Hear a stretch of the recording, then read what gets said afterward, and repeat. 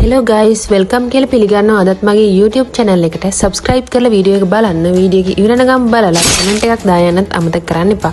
අද අපි කතා කරන්න යන්නේ ඇනබෙල් ගැන. සරල පෙනුමක් තියෙන බෝනික් එක. නමුත් ලෝකයේ වඩාත්ම හොල්මන් කරන වස්තුන්ගෙන් එකක්.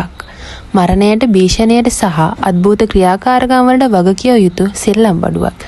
ඔය චිත්‍රපටිවල ඇනබෙල් දැකලා ඇති. නමුත් අද අපි කතා කරමු ඇනබෙල්ගේ භයානක සත්‍ය කතාව. මේ හැම දෙයක්ම ආරම්භ වුණේ 1970 දී. ඩෝනා කියන තරුණ හෙද ශිෂ්‍යාවට ඇයගේ මවගෙන් බෝනික් එකක් ලැබුණා. ඒ බෝනික්කට අහිංසක පෙනුමක් තිබුණට ඉක්මනින්ම අමුතු දේවල් සිද්ධ වෙන්න පටන් ගත්තා. දවසක් ඩෝනා එයාගේ යාළුවා එක්ක කඩදාසියක ලියලා තිබ්බ සටහනක් සොයාගත්තා. ඒකේ තිබුණේ මට උදව් කරන්න කියලා විතරයි.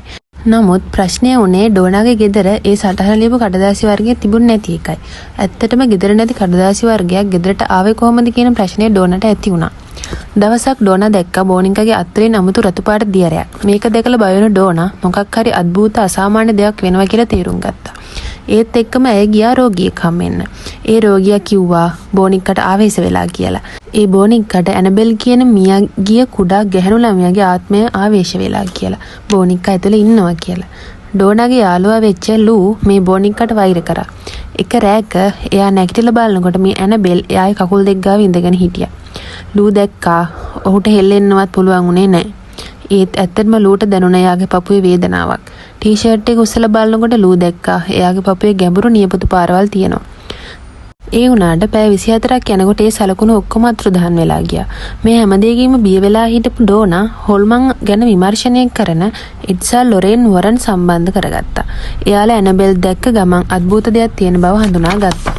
වොරන්ස් පවුල ඇනබෙල්ව අරන් ගිහින් গুপ্ত කෞතුකාගාරයක අගුළු දාලා වැහුවා. ඇයට එළියට එන්න බැරි වෙන්න වීදුරු පෙට්ටියක් ඇතුළටත් දැම්මා. මොනවා වුණත් විවෘත නොකරන්න කියලා සලකුණක්ද තිබ්බා. දවසක් පුද්ගලයෙක් එයාගේ පෙම්වතියත් එක්ක මේ කෞතුකාගාරයට ගිහිල්ලා ඔවුන් ඇනබෙල්ව දැකලා hina වුණා. වීදුරු පෙට්ටියටත් කින්ඩියට හැප්පිලා hina වෙලා සමච්චල් කරා. ඊට පස්සේ මවුන් එතනින් පිට වෙලා මිනිත්තු කිහිපයකට පස්සේ යතුරුපැදි අනතුරකටපත් වෙලා ඒ පිරිමි පුද්ගලයා මියදුනා වගේම එයාගේ පෙම්වතිය බරපතල තුවාල ඇතිව රෝහල්ගත වුණා. හොලිවුඩ් චිත්‍රපටිවල ඇනබෙල් පෝසිලේන් බෝනික් එක් බවට පත් කරා. ඇගේ පෙනුම තවත් භයානක කරා. අද වෙනකොට ඇනබෙල් වොරන් කෞතුකාගාරයේ හිර කරලා තියෙනවා. නමුත් කෞතුකාගාරයේ මහජනතාවට විවෘත නැහැ. ඉතින් ඔයා ඇනබෙල් ගැන දන්න දේවල් පහලින් කමෙන්ට් එකක් දාන්න යන්න අමතක කරන්න එපා. subscribe කරන්න අපි අලුත් වීඩියෝ එකකින් ආයෙත්